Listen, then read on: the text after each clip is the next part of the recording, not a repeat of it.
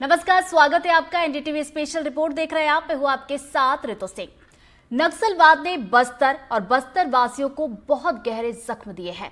ये जख्म सालों बाद भी आज भी नहीं भरे हैं। जिसने पिता, भाई, बेटा और परिजनों को हमले में खोया है, उनकी रूह नक्सल वारदातों को सुनकर कांप जाती है। कुछ ऐसा ही जख्म 15 साल बाद भी ताजा है, जब नक्सलियों ने यात्रियों से भरी बस को बम से ब्लास्ट करके उड़ा दिया था। 17 मई 2010 ये वो मनहूस दिन था जिसने कई घरों को बेसहारा, कितनों का सुहाग उजाड़ा तो कितने मासूमों के सिर से उनके पिता का साया छीन लिया। और 15 जवान जिनको देश की रक्षा करते करते अपने प्राणों का बलिदान करना पड़ा। नक्सलियों ने कायराना हरकत को उस वक्त अंजाम दिया जब घने जंगलों में नक्सलियों के खिलाफ 3 दिन का लंबा ऑपरेशन चलाकर जिला बल और एसपीओ की टीम सुकमा लौट रही थी। कई घंटे तक चले ऑपरेशन के बाद जवान पूरी तरह से थक चुके थे। मई का महीना और चिलचिलाती धूप और गर्मी ने जवानों का बुरा हाल कर दिया था। पूरी तरह से मानसिक और शारीरिक रूप से थक चुके जवानों ने फोर्स की स्टैंडिंग ऑपरेटिंग प्रोसीजर का पालन नहीं किया और एक बड़ी चूक कर बैठे। जवान लौटने के दौरान यात्री बस पर सवार हो गए। इसी चूक का फायदा उठाते हुए घात लगाए नक्सलियों ने चिंगावरम के पास लैंडमाइन ब्लास्ट कर यात्री बस को उड़ा दिया। इस घटना में 15 जवान समेत 31 लोगों की जान चली गई।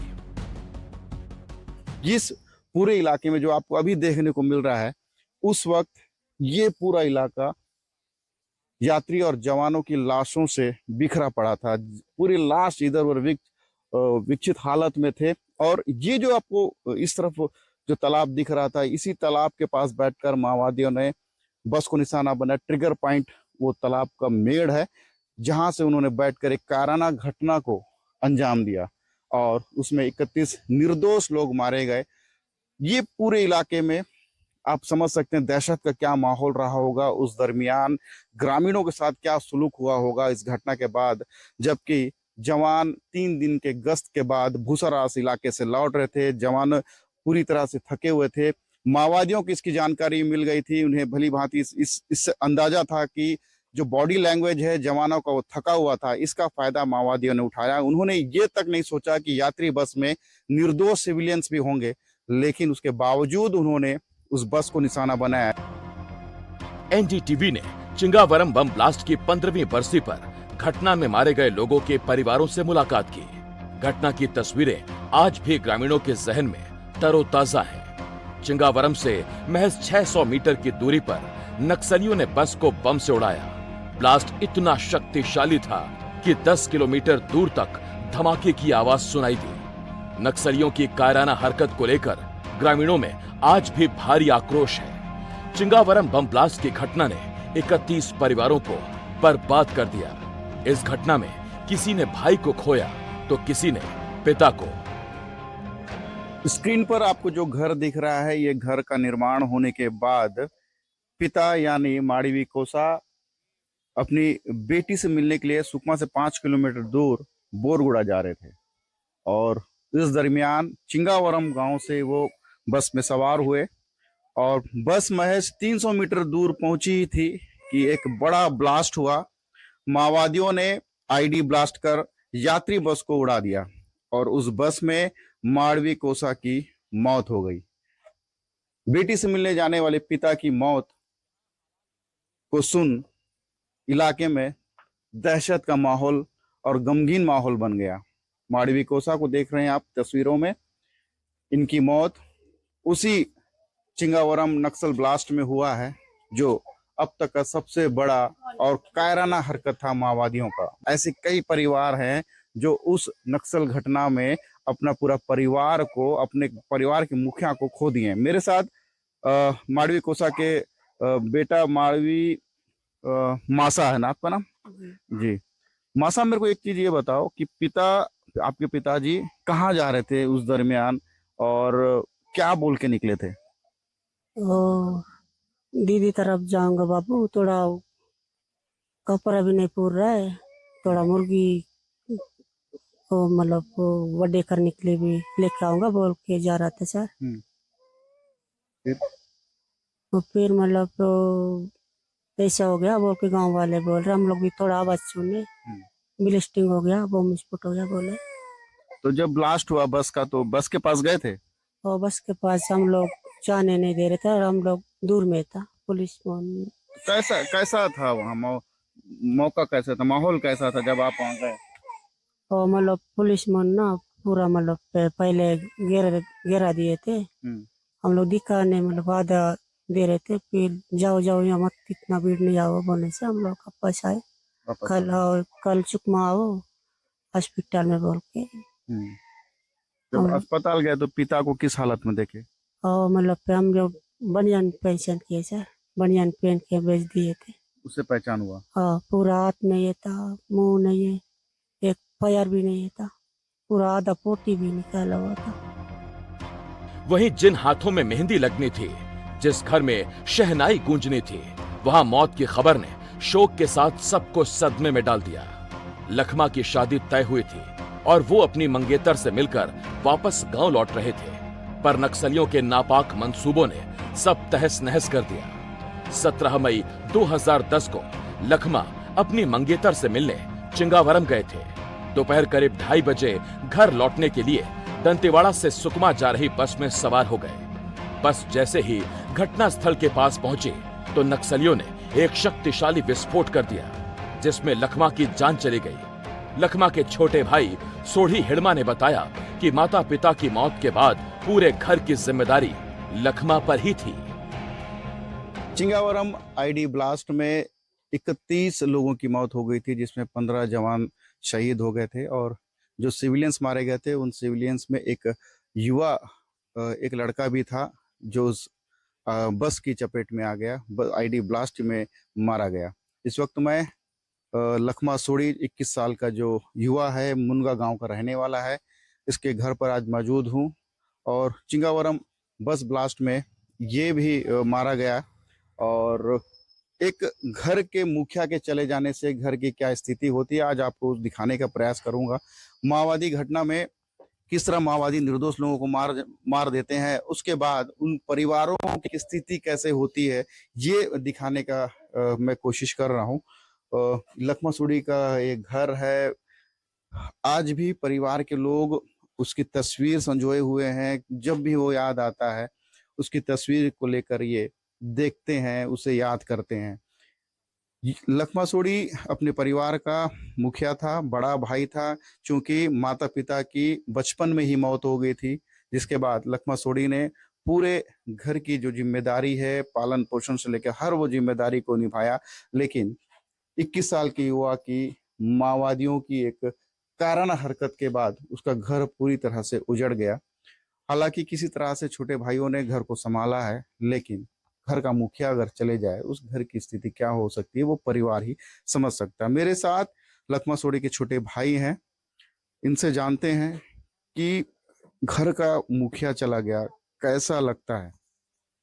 जी, घर का मुखिया अगर चला जाए तो संभालना इतना तो आसान नहीं। हम लोग 15 साल की ये दूर रहे सर। 15 साल में हम लोग बहुत छोटे थे, तो भैया चले जाने से हम लोग को देख रेख में कोई नहीं थे, दादा दादी बूढ़ापे में थे। तो भैया चला गए, उनके वो से दादा दादी लोग खाना पीना छोड़कर भी उनका भी देहांत हो गया बहुत सोच से। जी, चिंगावरम से लौट रहे थे अपनी मंगेतर से, कुछ दिनों के बाद शादी होने वाली थी उनकी।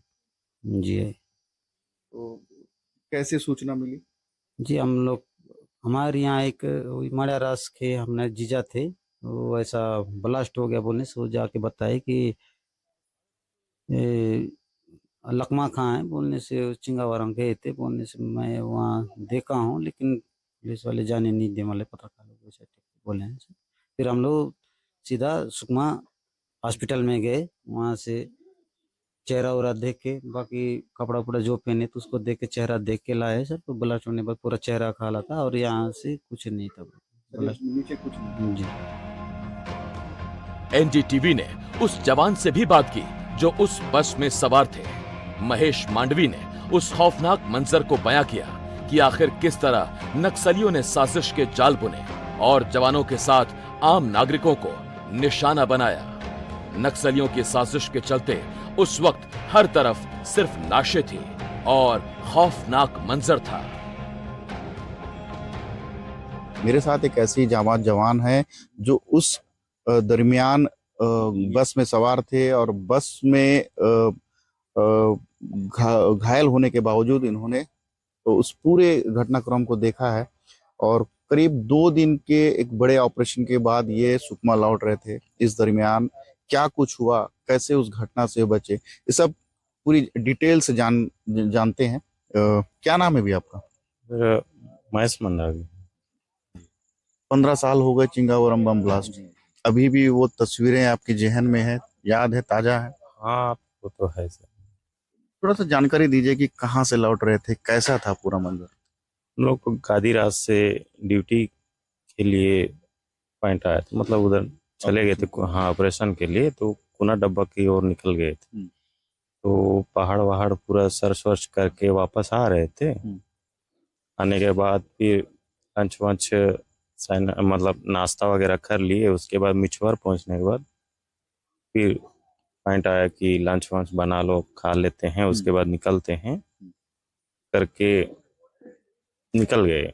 4-5 गाड़ी आगे निकल गई, हम लोग कुछ लोग बचे थे तो फिर बस में भी बिठा दिए और पीछे और 2 गाड़ी थी, तो वहाँ वालों को फिर वहाँ लाए कि एक्स्ट्रा गाड़ी क्यों, जिसमें हो रहा है उसी में बैठ जाओ, चलो करके हमको बस में बिठा। उसके बाद बस में वहाँ बुसारास में बैठ के हम लोग वापस आ रहे थे। तो सिंगावरम में करीब सवारी गाड़ी थी बस, तो वहाँ करीब 2-4 मिनट बस रुकी थी, तब वहाँ तक के ठीक था, मैं भी बैठा ही था। उसके बाद धूप लग रहा है करके वो ओढ़ लिए टॉवल। उसके बाद बस में आप अंदर से बैठे थे कि मैं ऊपर में बैठा था? हाँ। उसके बाद वहाँ से निकले, जैसे 500-600 मीटर आगे निकल गए सिंगावरम से, तो बस एक ही बार धमाका हो गया। उसके बाद तो मुझे होश ही नहीं आया। हाँ, अब मैं गाड़ी तो बहुत दूर फेंका गया, मैं जस्ट जहाँ गड्ढा मतलब ब्लास्ट हुआ वहाँ पे साइड में पड़ा मिला। अरे फिर बाकी पब्लिक चिल्ला रही थी, तो क्यों चिल्ला रही कि मैं आसपास देखा तो पूरा वो हो गया, मैं पूरा दूल्हे हो गया था। तो इधर उधर हाथ मारा, साफ किया, देख रहा हूँ तो किसी का पैर कटा है, किसी का हाथ कटा है, किसी का पूरा पेट कटा है, ये सब देखते। जैसा जब बस जो ब्लास्ट हुआ, आप तो ऊपर बैठे हुए थे, तो कितना शक्तिशाली था, क्या लगता है कितना फोर्स में है? उसमें तो ऐसा तो नहीं बता सकता, वो एकदम पता ही नहीं चला कि ब्लास्ट कितना ऊंचा उड़ा होगा, वो पता ही नहीं चला, उड़ गया। मतलब पूरा हम लोग ना बस से ही दूर हाँ फेंका गया। बस से ही दूर फेंका गया, मतलब रोड से जस्ट ऐसी पास में ही फेंका गया था। मैं ये पता ही नहीं चला कि उड़ गया कि क्या हुआ, एकदम। मार कहाँ लगा, कहीं लगा? मार तो ये है उस समय हाथ में लगी थी और इधर से ये पूरा सूजन, पूरा गर्दन सूज गया था, आँख लाल लाल हो गई थी उसी समय से, काला काला पूरा ये जला हुआ था। तो उसके बाद तकलीफ तो होती है चलने में। हाँ, उसके बाद वैसे ही 1-1.5 महीना यहीं पे था थाने में, फिर वापस मतलब सुकमा लाए हॉस्पिटल, उसके बाद जगदलपुर रिपेयर किए, वहां से आने के बाद यहीं पे था। उसके बाद 3 महीना बाद शायद उसी का अंदरूनी चोट लगी थी, तो मेरा हथेली खराब हो गया था, ऑपरेशन हुआ है। अभी भी आप फोर्स में ही हैं? हाँ, मैं अभी फोर्स में। अभी भी ऐसा नहीं लगता कि उतना बड़ा घटना हुआ छोड़ देना चाहिए? ऐसा तो नहीं लगता है, लेकिन अभी छोड़ के अभी भी लड़ना है। हाँ लड़ना है। छोड़ के जाएंगे भी तो कहाँ जाएंगे सर? देश की सेवा ही करना है। हाँ, देश की सेवा ही करना है, और घर परिवार तो ऐसे ही बिखरा पड़ा है। ये हमारे बहादुर जवान, आप सुन रहे थे कि उतनी बड़ी घटना के बावजूद, शारीरिक क्षति भी हुई, उसके बावजूद उन्होंने फोर्स को नहीं छोड़ा। उसके आज भी नक्सलियों के खिलाफ लड़ रहे हैं और लगातार देश की सेवा करते हुए माओवादियों को मुंह तोड़ जवाब दे रहे हैं। नक्सलियों के खिलाफ बदले की आग हर उस शख्स के जहन में जल रही है जिसने हमले में अपने परिजनों को खोया। वहीं हमले में शहीद जवान कारम लक्ष्मैया के छोटे भाई को अनुकंपा नियुक्ति मिली और नक्सलियों से बदला लेने के लिए फोर्स ज्वाइन कर ली और आज डीआरजी कमांडर की जिम्मेदारी संभाल रहे हैं। मेरे साथ एक शहीद परिवार के छोटे भाई, शहीद जवान के छोटे भाई हैं। उन्हें अनुकंपा नियुक्ति दी गई है, लेकिन उन्होंने फोर्स में ज्वाइन होने की इच्छा जाहिर की। आज फोर्स में ही रहकर लड़ रहे हैं। क्या नाम है आपका? मेरा नाम कारम चंद्रा है जी। मेरे बड़े भाई शहीद श्री कारम लक्ष्मैया, उनके साथ विवाह नहीं हुआ था, तो मैं उसका छोटा भाई हूँ। तो 2010 में जो चिंगावरम बम ब्लास्ट में, आईडी ब्लास्ट में जो मेरे बड़े भाई थे वो शहीद हो गए हैं। जब पता चला कि भाई शहीद हो गए हैं तो क्या स्थिति थी आप जब उनसे मिले तो? जी, उस समय मैं पढ़ाई कर रहा था सर। 2010 में मैं जी पढ़ाई कर रहा था, तो स्कूल में था, तब मोबाइल साधन नहीं था जो नेटवर्क वेटवर्क। भाई से मुलाकात हुई? जी, भाई से 1 महीना पहले मुलाकात हुई थी, जब वो यहीं पे सुकमा कोतवाली थाना में उन लोग, उसका टीम वहाँ पे था, मुद्रा साहब की टीम में वो कार्यरत थे। तो नक्सल गश्त के दौरान ऑपरेशन में गए थे, तो सर्चिंग के दौरान फिर वापसी में, जैसे सुकमा से चिंगावरम बहुत दूर है, तो बस में सवार होकर आ रहे थे, तो नक्सलियों ने आईडी ब्लास्ट कर उन्हें शहीद किया गया है। आपको अनुकंपा नियुक्ति मिली, फिर भी आप फोर्स में आए। आपको डर नहीं लगा कि नक्सलियों के साथ ऐसा हुआ है? नहीं सर, मेरा भाई का बदला लेना है। मैं नक्सलियों को मुंह तोड़ जवाब देना चाहता हूँ। यहाँ से बस्तर से, सुकमा से मैं नक्सलवाद को मिटाना चाहता हूँ। चिंगावरम बम ब्लास्ट की 15वीं बरसी पर शहीदों को याद कर श्रद्धांजलि दी गई और गृह मंत्री ने भी जवानों की शहादत को याद किया। आज ही के दिन में चिंगावरम में यात्रियों के बस को नक्सलियों ने उड़ा दिया और आसपास के गांवों के ग्रामीण, वो 16 ग्रामीण मारे गए थे। 15 तुरंत ही मारे गए, एक ग्रामीण बाद में इलाज के बाद फिर मारा गया। तो नक्सली बस्तर के आदिवासियों को क्यों मारते हैं, प्रश्न ऐसा है। और इसीलिए सारे लोगों के मन में था कि एक बार जाकर के हम उन बलिदानियों को फिर से एक बार याद करें। क्यों मारा गया बस्तर के, चाहे वो एर्राबोर की घटना हो, चाहे वो दरभागुड़ा की घटना हो, चाहे वो चिंगावरम की घटना हो, या वो मणिकुंटा की घटना हो, बस्तर के आदिवासियों को नक्सली क्यों मारते हैं? इसलिए हम लोग आज यहाँ पर आकर के हमने सबको याद किया, उनको पुष्पांजलि दी। बंदूक की गोली और खून की होली के साथ शांति वार्ता की कोशिश सफल नहीं हो सकती। कई बार नक्सलियों की ओर से, नक्सलियों की हिमायतियों की ओर से शांति वार्ता की पहल की गई, पर शांति वार्ता तभी हो सकती है जब नक्सली हथियार छोड़ दें और मुख्य धारा से जुड़ जाएं, क्योंकि बिना हथियार डाले कोई भी चर्चा सफल होना असंभव है। आज बस्तर में शांति वार्ता को लेकर लगातार बहस की जा रही है। माओवादियों की तरफ से भी शांति वार्ता के पत्र जारी किए जा रहे हैं। उनके जो हिमायती हैं वो लगातार माओवादियों का पक्ष ले रहे हैं, लेकिन आप समझ सकते हैं कि बस्तर के नक्सल इतिहास में ऐसी कई घटनाएं हैं जहां माओवादियों ने निर्दोष लोगों को मौत के घाट उतारा है। और उन्हीं काले अध्यायों में से एक काला अध्याय चिंगावरम आईडी ब्लास्ट भी है, जहां माओवादियों ने 16 निर्दोष यात्रियों को मारा, वहीं 15 जवानों को शहीद कर दिया। एनडीटीवी के लिए सलीम शेख, सुकमा।